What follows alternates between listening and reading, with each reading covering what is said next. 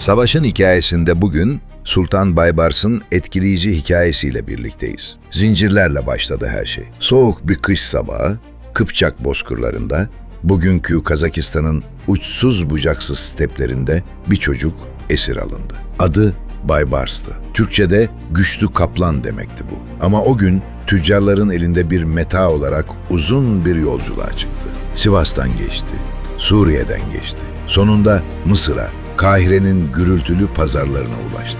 Orada satıldı. Kimse o çocukta dünyayı değiştirecek bir şey görmedi. Ama Baybars'ın gözleri farklıydı. Sol gözünde doğuştan gelen beyaz bir leke vardı. Bazıları bu yüzden ondan ürkerdi.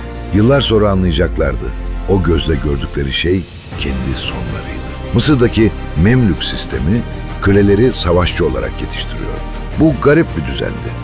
Ama o dünyada en iyileri en tepelere çıkabiliyordu. Baybars kılıç tutmayı öğrendi. At binmeyi öğrendi. Sonra hepsinde en iyi olmayı öğrendi. Yıllar geçti. Genç Kıpçak artık kimsenin görmezden gelemeyeceği bir komutandı. Ve 1250'de dünya onu tanıdı. Fransız kralı 9. Louis Haçlı ordularıyla Mısır'a geldi. Büyük bir ordu, büyük bir gurur. Nil deltasına girdi. Şehirleri düşürdü, Kahire'ye yürüdü. Mısır titriyordu. Saray paniklemişti ama Mansure'nin dar sokaklarında Baybars bekliyordu. Ağır zırhlı Haçlı süvarileri o dar geçitlere girdiğinde geri çıkamadılar. Baybars onları labirente çekti, sonra kapıyı kapattı. Kral Louis yakalandı. Büyük ordu dağıtıldı. Mısır nefes aldı.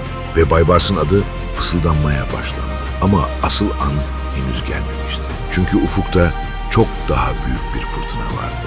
Moğollar. Cengiz Han'ın torunları dünyanın gördüğü en büyük kara imparatorluğunu kurmuşlardı.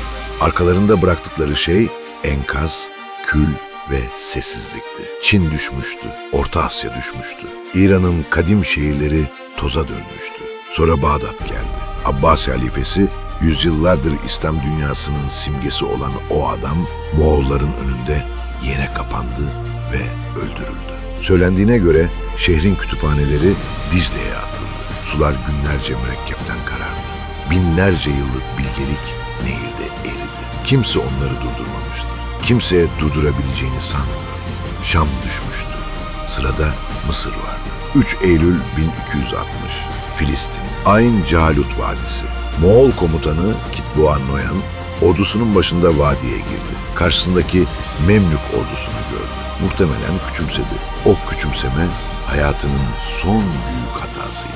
Baybars öncü kuvvetleriyle ilerledi. Moğollarla göğüs göğüse çarpıştı. Sonra geri çekildi. Yavaşça, ölçülü adımlarla. Sanki bozguna uğramış gibi. Moğollar kovaladı. Çünkü hep kazanmışlardı. Durmayı bilmiyorlardı. Vadinin derinliklerine girdiler ve o an Sultan Kutuz'un ana ordusu her tepeden aynı anda indi. Kitbuğa mahsur kaldı. Savaştı ama kaçacak yer yoktu. Yakalandı ve idam edildi. O gün Moğollar hayatlarında ilk büyük yenilgilerini aldılar. Sadece bir savaş değildi bu. Tarihin dönüm noktasıydı. İslam medeniyeti o vadide yaşadı.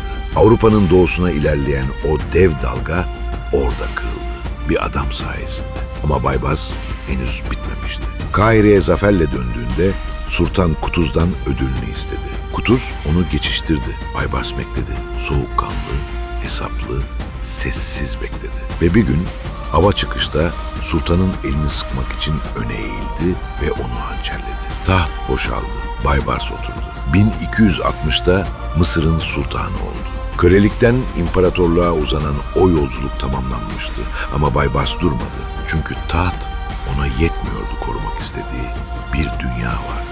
17 yıl boyunca hiç oturmadı.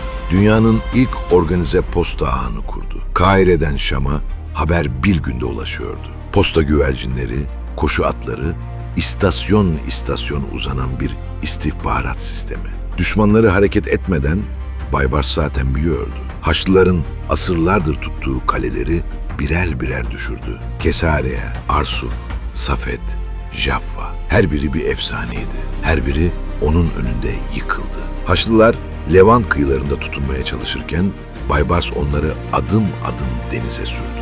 Moğolları defalarca geri püskürttü. Anadolu işlerine kadar ilerledi. İlhanlı ordularını sahadaki manevra ustalığıyla mahvetti ve meşruiyet için Bağdat'tan kaçan Abbasi soyundan bir prensi Kahire'ye getirdi. Onu halife ilan ettirdi. Böylece artık sadece Mısır'ın sultanı değil, tüm İslam dünyasının koruyucusu olmuştu. Son büyük seferine çıktı. Moğol İlhanlı ordusuyla Elbistan Ovası'nda karşılaştı ve tarihin en ağır yenilgilerinden birini onlara yaşattı. Sonra Kayseri'ye girdi. Zaferin zirvesindeydi ama kaderin ironisi acımasızdır. Şam'a döndüğünde hastalandı. Rivayete göre bir düşmanı için hazırlanmış zehirli içki bir karışıklık sonucu onun önüne kondu. Gerçek mi, suikast mı, tarih hala sessiz. Sultan Baybars 1277'de Şam'da hayatını kaybetti. Köle olarak başladığı yolculuk imparator olarak bitti. Ama geride bıraktığı şey taştan da büyüktü. Moğolları durduran savunma hatları, Haçlıları denize döken ordu, Mısır'ı dünyanın kalbi yapan ticaret yolları. Bunların hepsi onun eseriydi. Kahire'de hala onun adına dikilmiş camiler ve medreseler ayakta duruyor.